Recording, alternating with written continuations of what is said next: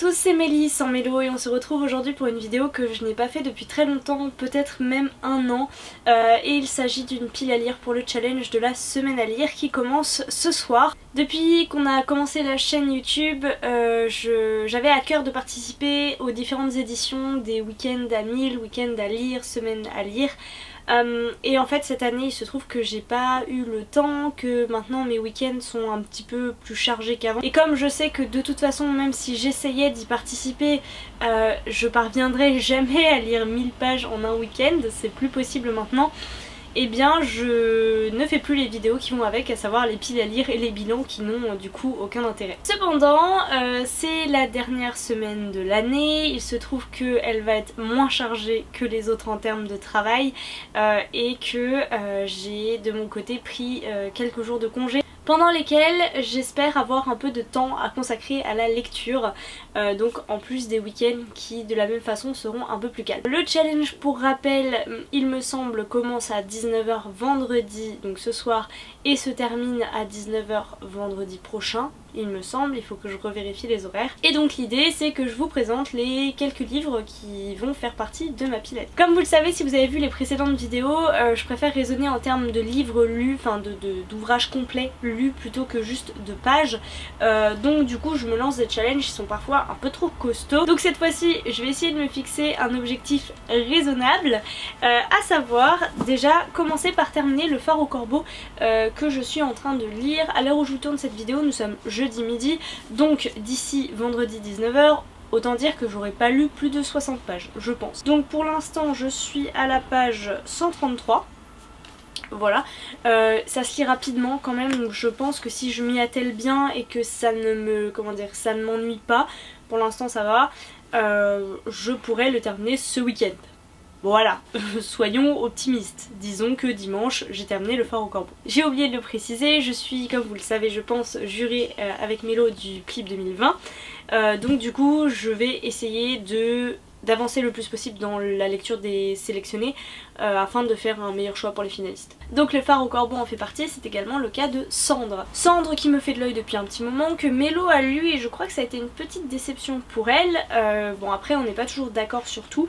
Cendre, comme ça on dirait qu'il est assez conséquent, mais en fait les marges sont larges et je sais pas si vous le verrez mais les interlignes sont assez conséquents aussi. Si ça ne m'ennuie pas et que je parviens à avoir un train et donc à lire dans le train et non pas à prendre la voiture, je réussirai à le finir je pense pour le milieu de semaine. Soyons optimistes. Ce qui me laisse la fin de semaine et donc pour ça je me suis dit que j'allais commencer un autre, donc que j'essaierai de finir également, un autre sélectionné, et il s'agit de Chronique des 5 trônes moitié d'âme. Et en fait avec ces trois là j'aurais fait le tour des romans qui me tentaient vraiment, hein, voilà, dans la sélection et qui ont été fournis par les maisons d'édition aux jurés. Les autres je suis soit sceptique par rapport à ce que l'on a, soit on n'a pas ce que j'aimerais lire. Mais déjà si j'arrive à bien avancer, enfin si j'arrive à terminer ces trois lectures, je pense que j'aurai lu plus de 10 sélectionnés sur 20, ce qui est pas mal. Après je verrai pour me procurer les autres si j'ai le temps d'ici au 16 février. Si toutefois je vais plus vite que ce que j'envisage, pourquoi pas. Si je vais plus vite, dans ce cas là je pense que je m'attaquerai à Mère Morte, que j'emprunterai à Mélo, puisqu'il fait aussi partie des sélectionnés, qu'elle a adoré. J'entends beaucoup de bien de ce roman, moi il me fait un petit peu peur. Vous avez vu mon avis sur Le Dieu Oiseau de la même auteure, bon bah j'ai pas été archi convaincue. Celui-ci, d'après ce que j'ai compris, est vraiment très engagé en faveur de l'écologie, donc c'est un sujet qui me touche, hein, qui devrait toucher tout le monde d'ailleurs, mais du coup je pense que ça va être une lecture assez dure et assez chargée émotionnellement, donc à voir. Et si toutefois je ne suis pas à fond dans les sélectionnés du Clip 2020, ce qui peut arriver, j'ai un roman dans ma pile à lire que j'ai acheté à sa sortie. J'ai beaucoup de romans dans ma pile à lire, hein, on est bien d'accord, elle est assez conséquente et j'aimerais la faire descendre, mais bah là avec les sélectionnés du Clip déjà c'est mort.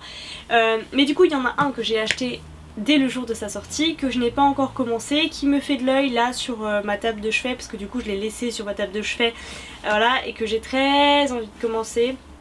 Donc pourquoi pas, il s'agit du dernier magicien, le tome 2, les 5 artefacts, qui est juste trop beau. J'avais passé il me semble un très très bon moment pendant la lecture du premier tome, j'ai hâte de retrouver les personnages, de poursuivre cette histoire. Donc tout ça pour dire que si à un moment donné je suis lassée par les lectures plib, ce qui est possible, bah autant commencer quelque chose qui me fait très plaisir. Pour la petite aparté, si vous nous suivez depuis un petit moment, vous savez que pour cette semaine de fin d'année et au milieu d'été en général, j'aime beaucoup lire du contemporain, voilà, avec le plib qui est là, avec les lectures qui traînent dans ma palle, le fait que je lis moins.